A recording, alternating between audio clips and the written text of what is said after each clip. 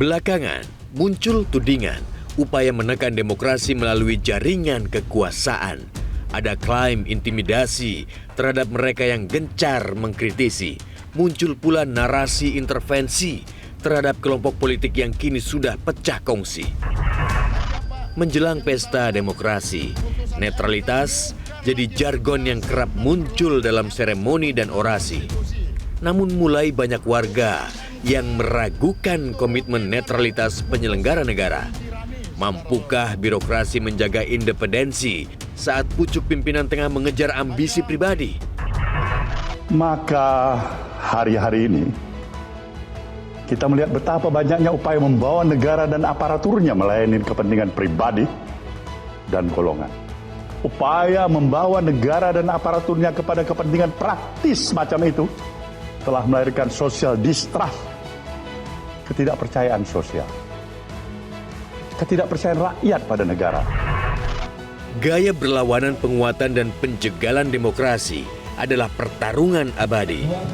Secara teori, kekuatan anti-demokrasi akan pudar seiring peningkatan literasi demokrasi.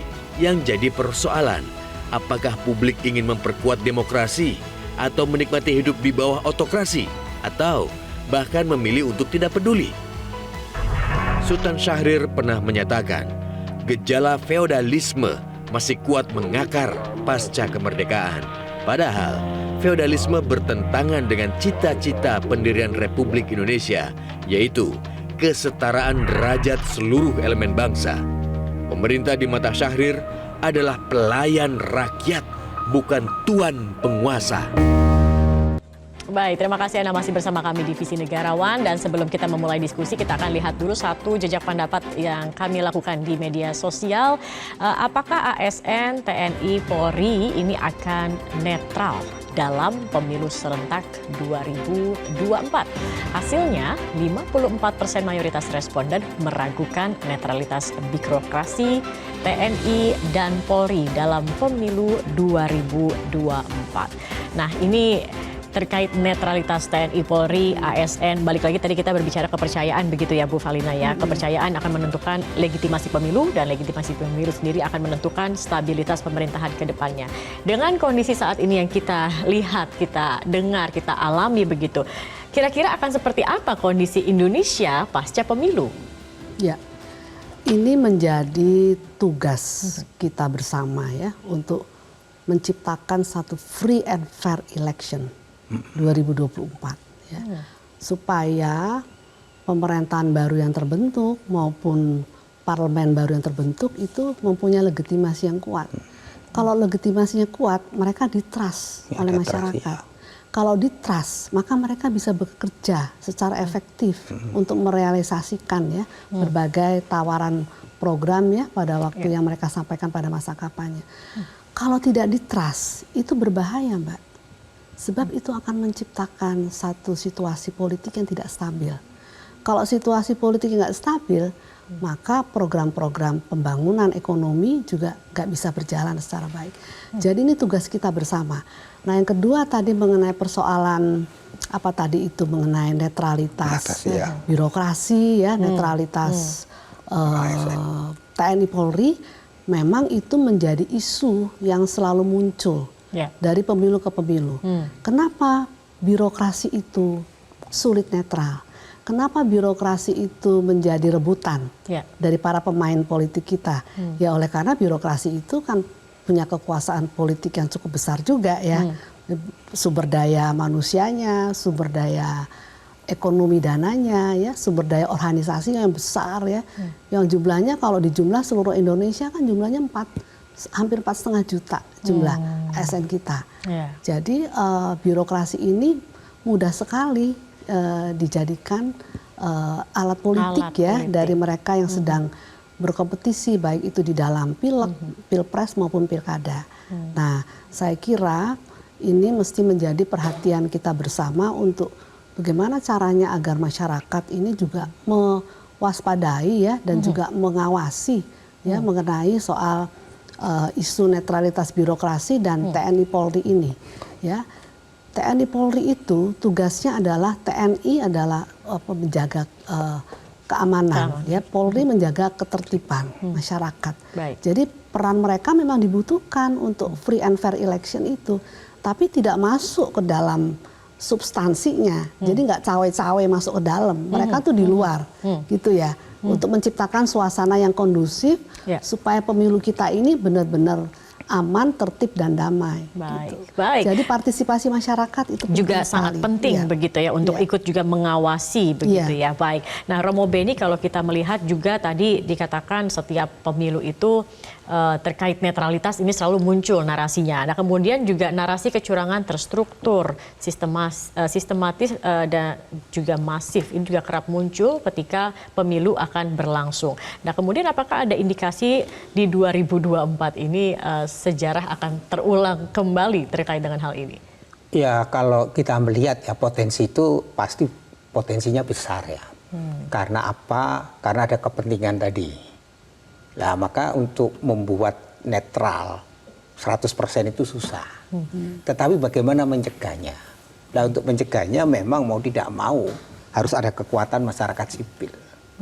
Bentuknya seperti apa? Dulu kan ada yang namanya pengawas pemilu. Ya. Kemudian kampus turun, masih ingatkan dulu monitoring. Ada Bawaslu sekarang. Ya. Dulu ada pengawas juga dari masyarakat sipil. Ya. Bahkan waktu zaman pemilu awal yang Bu Prof ikut waktu itu juga ada pengawas dari luar waktu Ya. itu. Masih ingat waktu itu International kita internasional. Jadi harus ada kekuatan masyarakat sipil yang terus-menerus menyuarakan. Lah sekarang kita dibantu dengan aplikasi teknologi yang canggih ini.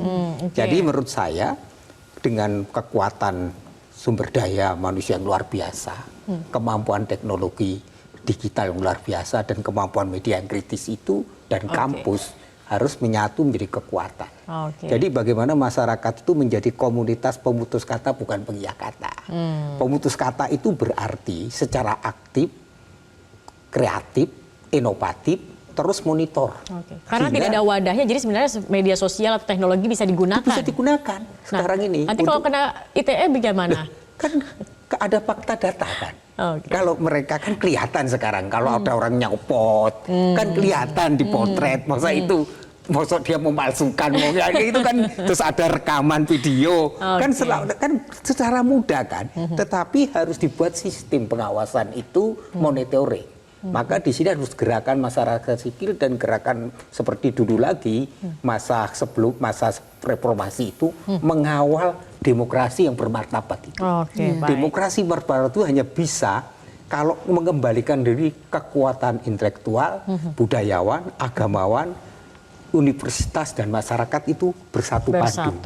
Dan jangan lupa kita berak juga untuk supaya itu betul-betul dijamin tidak ada intervensi. Ya kita undang lagi kekuatan-kekuatan dari luar untuk monitoring itu. Sehingga pemilunya kredibel. Baik, usul yang menarik. Atau mungkin bisa dikembalikan lagi begitu ya, bahwa ada pertimbangan bahwa masyarakat bisa ikut mengawasi secara lebih legal begitu ya. Ada organisasi yang dibentuk untuk masyarakat mengawasi jalannya pemilu. Dulu terjadi pada waktu pemilu. Diadakan kembali reform dan kita sudah punya sistemnya dulu. Baik. Kita akan lihat lagi ini Romo, ada lagi diajak pendapat yang kami lakukan terkait dengan pertanyaan apakah isu politik ini lebih penting daripada ekonomi, seperti misalnya harga sembako, pengangguran, dan lain-lain. Hasilnya 60% mayoritas responden menilai isu politik lebih penting dibandingkan isu ekonomi, begitu. Nah, ini bagaimana Pak Sukidi melihatnya? Kalau kita lihat kan rakyat juga sepertinya sangat menikmati ya politik gimmick yang disajikan oleh para kandidat. Bukan hanya gagasan, bukan rekam jejak yang diperhatikan oleh konstituen. Padahal pemilu ini seharusnya kan menghasilkan terobosan-terobosan dalam pengelolaan negara, tidak hanya sekedar gimmick begitu. Saya kira ini salah satu bentuk kemunduran demokrasi kita karena politik diwarnai dengan gimmick, dengan pertunjukan yang brutal terhadap kekuasaan itu sendiri, dan saatnya kita untuk mengembalikan inti dasar politik itu sendiri. Bahwa ketika Bung Karno, Bung Hatta memilih demokrasi, maka mereka berimajinasi bahwa ini jalan terbaik untuk memberikan kesetaraan kepada semua warga negara. Kesetaraan. Jadi equal opportunity. Karena dia membayangkan bahwa tanah air yang mereka proklamasikan adalah land of equal opportunity. Tanah dengan kesempatan yang setara. Nah, ini saya kira yang perlu kita gaungkan kembali agar anak-anak Indonesia bisa bermimpi. They have dream. Mereka punya mimpi. Bahwa suatu saat nanti mereka tidak dinilai dari status sosialnya. Anak petani, anak buruh, anak nelayan, atau anak presiden. Semua equal begitu. Tetapi semua equal dan dinilai dari karakternya, dari budi pekertinya. Nah, budi pekerti inilah yang menjadi penentu baik buruknya seseorang. Kalau budi pekertinya culas, penuh pengkhianatan, maka dia menjadi contoh buruk dari anak Indonesia. Anak Indonesia harus menunjukkan budi pekerti yang baik karena apa? Karena the greatness of the nation, kejayaan suatu bangsa depend on the moral and character of people. Tergantung pada karakter, moral, dan bangsa itu sendiri. Nah, inilah yang diamanahkan oleh Bung Karno. Kenapa Bung Karno sejak awal menekankan begitu pentingnya pendidikan karakter bangsa. Karena dia menyadari betul bahwa inilah kunci kemajuan satu bangsa. Karakter, budi pekerti, nilai, etika, moral yang tumbuh dari jiwa. Karena itu bangunlah jiwanya itu untuk memberikan satu fondasi dasar bahwa Indonesia harus dipimpin oleh mereka yang memiliki jiwa yang baik, karakter yang mulia, nilai yang luhur, karena itu menjadi fondasi untuk kemajuan Indonesia. Sekarang yang terjadi justru sebaliknya. Di balik kemegahan Indonesia, tapi kita diisi oleh apa yang Bung Hatta sebut sebagai manusia kerdil. Nah, manusia kerdil inilah yang menjadi tiran modern, yang menghalalkan segala cara untuk melanggengkan kekuasaan. Dan ini bertentangan dengan spirit republik yang diletakkan oleh Soekarno dan Hatta. Soekarno dan Hatta pertama setia pada bahwa negara ini adalah negara hukum. Karena itu mereka yang merobek-robek konstitusi untuk melayani kepentingan golongan, kepentingan orang, kepentingan keluarga, maka sebenarnya mereka telah melakukan pengkhianatan terhadap spirit republik yang telah diletakkan oleh Bung Karno dan Hatta. Dan mereka yang merobek-robek republik ini hanya untuk melayani kepentingan segelintir orang, maka sebenarnya mereka telah berkhianat terhadap apa yang diucapkan secara jelas oleh Bung Karno bahwa negara ini didirikan untuk semua. Semua untuk semua, untuk kebaikan bersama. Oke, baik sekali Pak Sukidi disampaikan. Nanti kita akan melanjutkan diskusi kita karena kami harus jeda dulu. Pemirsa, kami masih akan kembali usai jeda pariwara berikut ini. Namun sebelumnya kami akan memperlihatkan satu jajak pendapat yang juga kami lakukan di media sosial dengan pertanyaan apakah Anda mengikuti perkembangan politik nasional. Hasilnya 83% mayoritas responden mengaku mengikuti perkembangan politik nasional. Nantikan informasinya sesaat lagi.